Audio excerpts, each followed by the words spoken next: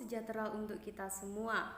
Perkenalkan, nama saya Brigida Windasari. Saya dari Program Studi Pendidikan Bahasa dan Sastra Indonesia, Fakultas Ilmu Pendidikan di Universitas Nurul Huda. Di sini saya akan mereview 2 jurnal hasil penelitian, yakni jurnal yang pertama tentang analisis pendekatan struktural pada puisi yang berjudul Tanah, karya Wiji Tukul yang ditulis oleh Muhammad Fajar Fadilah dan Muhammad Hasril.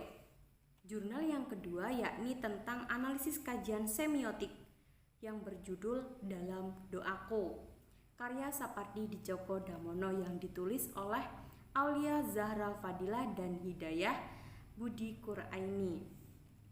Untuk pemenuhan tugas mata kuliah apresiasi puisi di bawah bimbingan Ibu Suryani Magister Pendidikan pada program studi Pendidikan Bahasa dan Sastra Indonesia di semester 3.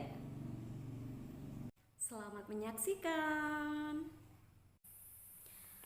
Kita masuk pada jurnal yang pertama, yakni analisis pendekatan struktural pada puisi Tanah, karya Wiji Tukul yang ditulis oleh Muhammad Fajar Fadilah dan Muhammad Hasril, di mana pada bagian abstrak menyatakan bahwa puisi merupakan interpretasi penyair terhadap kehidupan. Interpretasi tersebut merefleksikan pandangan penyair terhadap realitas kehidupan yang ada di sekitarnya.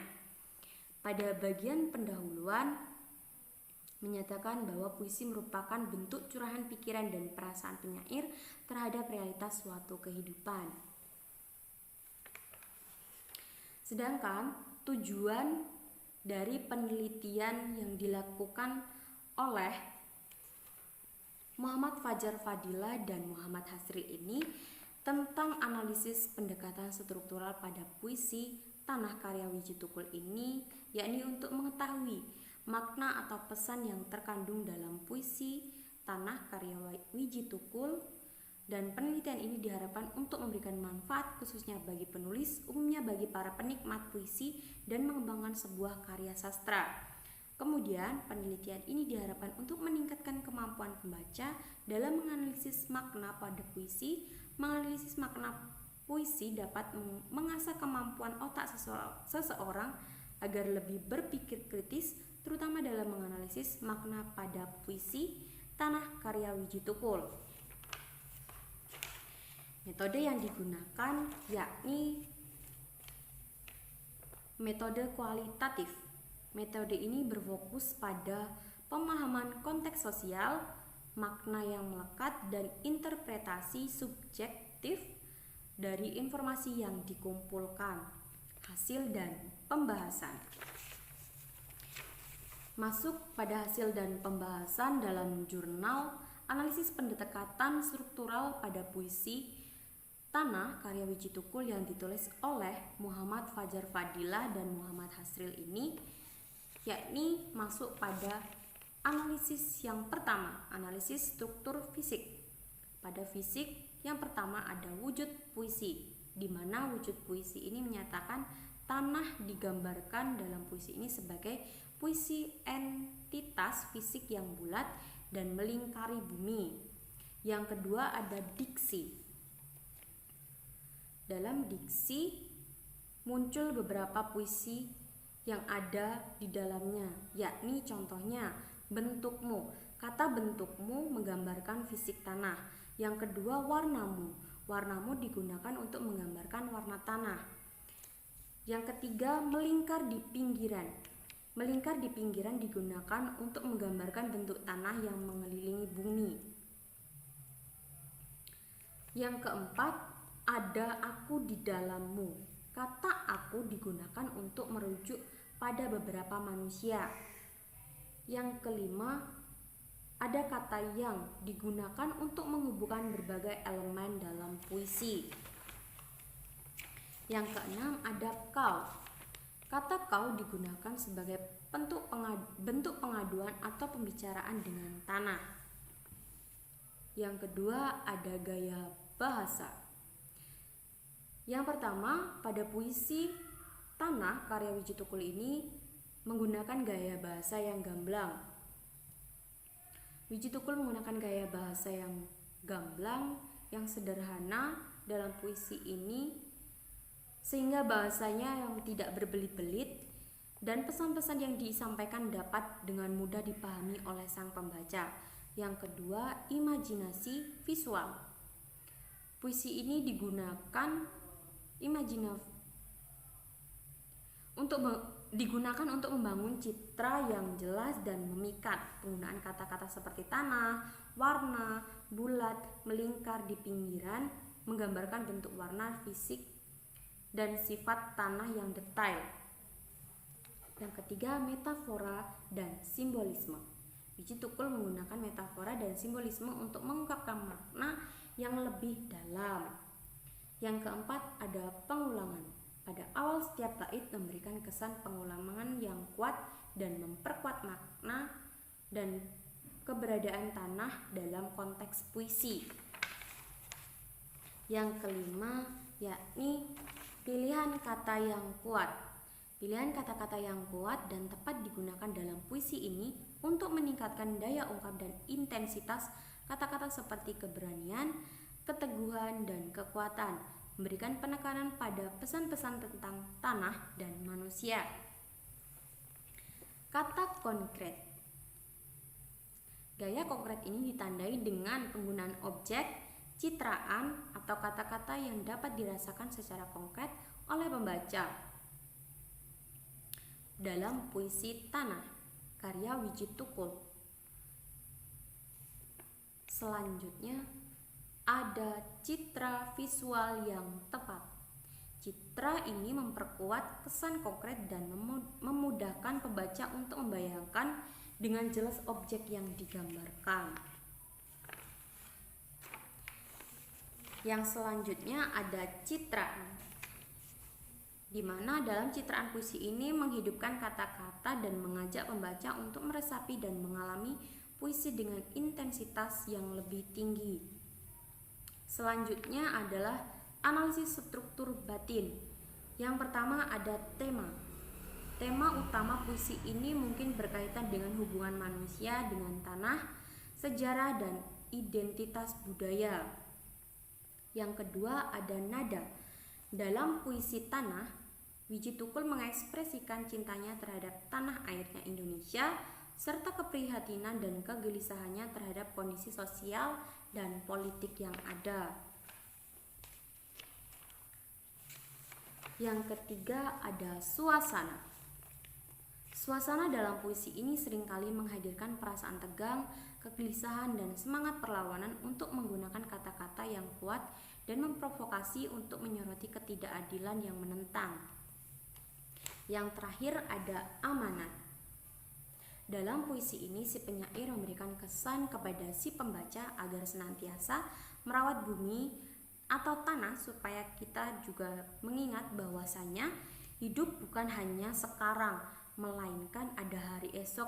Dalam menghadapi kehidupan, jangan sampai bumi kita ini tercemar karena dipenuhi populasi industri yang ada yang dapat merusak alam, karena kita harus mengingat ke depannya agar anak cucu kita nanti bisa merasakan kelestariannya.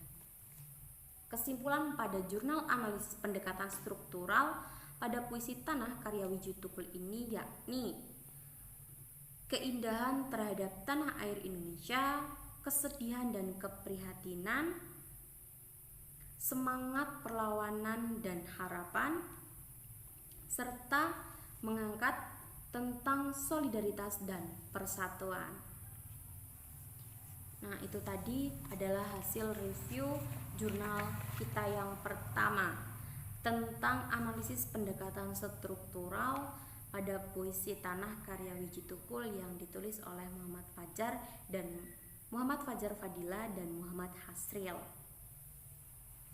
Masuk pada jurnal yang kedua, yakni kajian semiotik puisi dalam Doaku karya Sepadi Djoko Damono yang ditulis oleh Zahra Fadilah dan Hidayah Budi Quraini.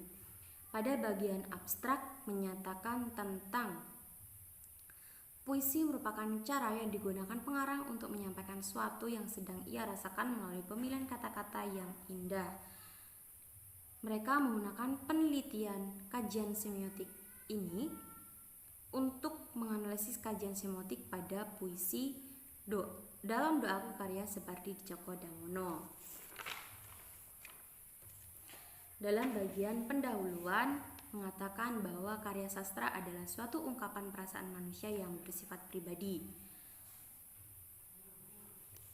Pada jurnal kajian semiotik puisi dalam Doaku karya Wiji Tukul yang ditulis oleh Aulia Zahra Fadilah dan Hidayah Budi Quraini, mereka mengangkat dua pendapat ahli. Ahli yang pertama yakni dari Esten tahun 1978.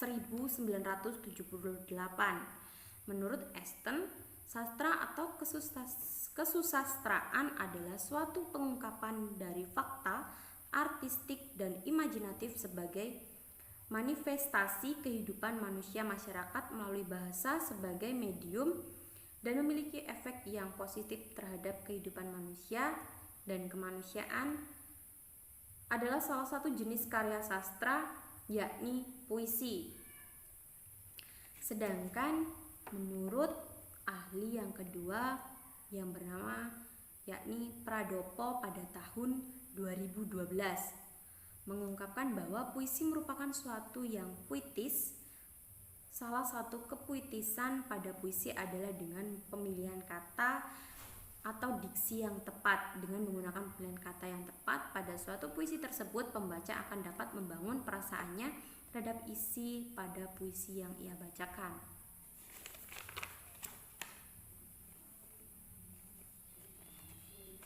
Dalam pendahuluan juga diungkapkan berbagai cara yang dapat digunakan untuk mengkaji puisi, yaitu salah satunya dengan menggunakan kajian semiotik, di mana kajian semiotik digunakan untuk mengetahui suatu makna apa saja yang terkandung dalam puisi agar pesan penyair kepada pembaca atau pendengarnya dapat tersampaikan dengan baik.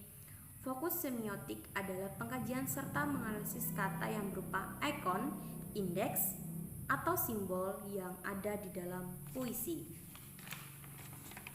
Metode pada jurnal kajian semiotik puisi yang berjudul Dalam Doaku karya Sapardi Djoko Damono yang ditulis oleh Aulia Zahra Fadilah dan Hidayah Budi Quraini, yakni penelitian yang bersifat kualitatif.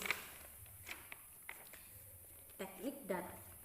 Dengan menggunakan teknik data yang digunakan dalam penelitian ini adalah membaca metode heurmatik, di mana heurmatik merupakan suatu pemanfaatan cara penafsiran dengan menyampaikannya dalam bentuk analisis yang bertujuan untuk membantu deskripsi, uraian atau bahkan suatu gambaran yang disajikan secara teratur, faktual dan aktual berkaitan dengan satu fakta-fakta, sifat-sifat, serta hubungan antara fenomena yang diteliti.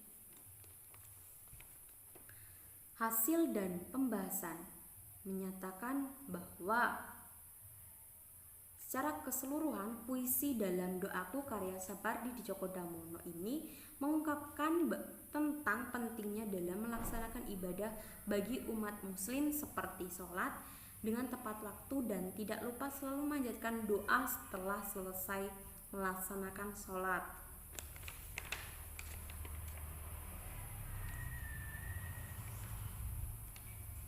Berikut ini adalah unsur semiotik yang ada pada puisi Dalam Doaku karya Sapardi Djoko Damono,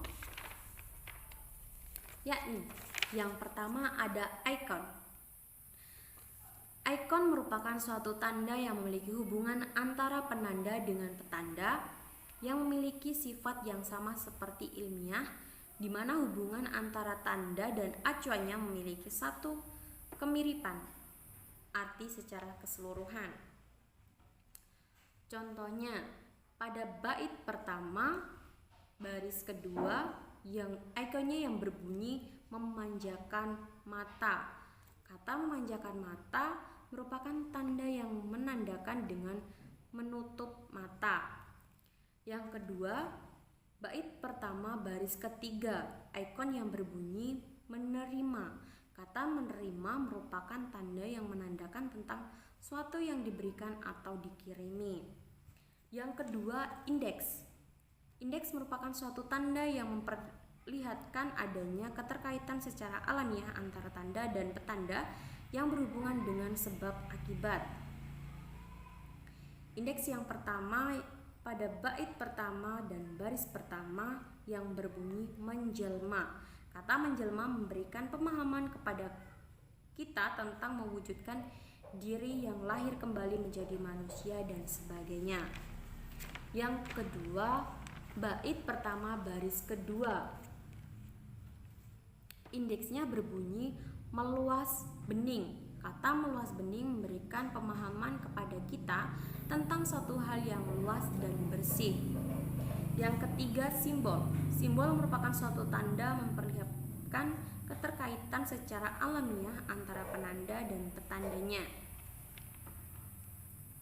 Pada bait pertama baris pertama, simbol yang dijantakan menyatakan simbol subuh.